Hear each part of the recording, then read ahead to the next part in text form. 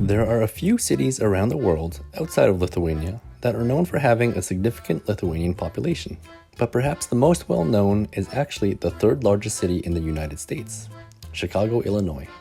The numbers are different depending on the source you find, but anywhere between 80,000 and 100,000 residents in Chicago identify themselves as Lithuanian.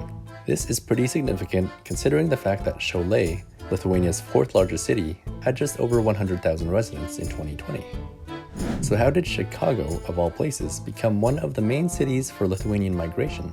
Let's find out in today's video. So the Encyclopedia of Chicago notes that the majority of the first Lithuanian arrivals to the city could not read or write, and that most thought of just making some money and then returning home. These earliest migrants sought work in mines and cities. Vilnius adds that the first group of Lithuanians came to Chicago in 1870, when 18 men arrived with a railroad crew. Because of Chicago's central location with industry and development, the city became the goal of thousands of impoverished Lithuanian immigrants seeking a new life. According to The Economist, Lithuanian migrants would mostly come to Chicago in three waves. The first wave took place at the turn of the 20th century when thousands of Lithuanian Jews fled Russian rule. These early settlers became blue-collar workers working in stockyards around Chicago.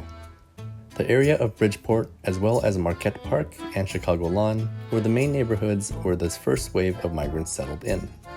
The second wave took place after the Second World War, when many Lithuanians were hoping to flee Soviet occupation.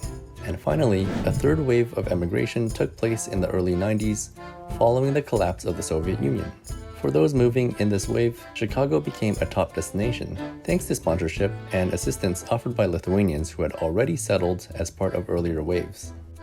Emigration from Lithuania to Chicago and the United States has slowed significantly in recent decades.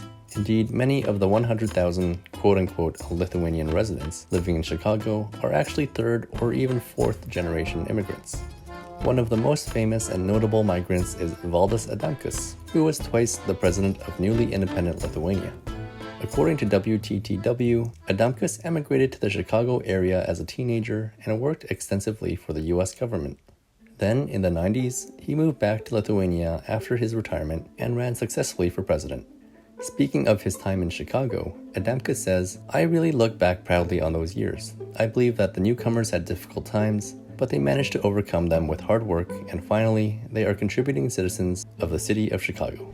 There's probably a lot more that could be said about Lithuanians settling in Chicago and the area around it, but we won't go into too much more detail today. If you're interested in the Lithuanian diaspora in the United States, Augustinas of the YouTube channel True Lithuania explores this topic in some pretty good detail.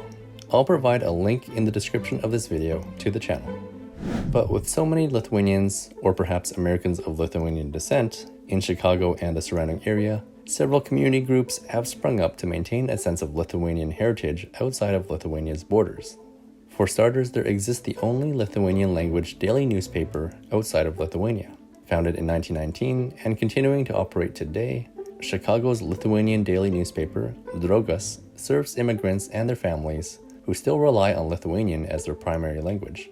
There's also the Lithuanian World Center, or LWC, which was established in Lamont in 1987. With this village, roughly 30 minutes drive east of Chicago, the members of this organization have made the LWC a key location for keeping Lithuanian heritage alive throughout the generations. Self-proclaimed as the largest Lithuanian community and cultural center outside of Lithuania, the LWC says that it offers Lithuanians the opportunity to attend Mass in their native language and to attend performances, seminars, lectures, art exhibits, discussions, and traditional celebrations in Lithuanian. In fact, around 40 different Lithuanian organizations are based at the Lithuanian World Center. This includes special cultural schools established for the children of Lithuanian immigrants. Audron Elvikis, director of a school, tells WTTW, "We teach reading and writing, literature, geography, history, all with a twist with Lithuanian. We instill love for the language and the country."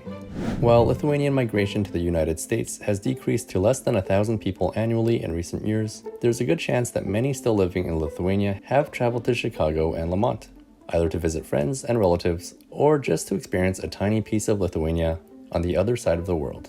So that's how and why Chicago has become a major Lithuanian destination over the decades. So did you know about Chicago as a major historical destination for Lithuanians? let us know by leaving a comment. Thank you so much again for watching, and I'll see you next time.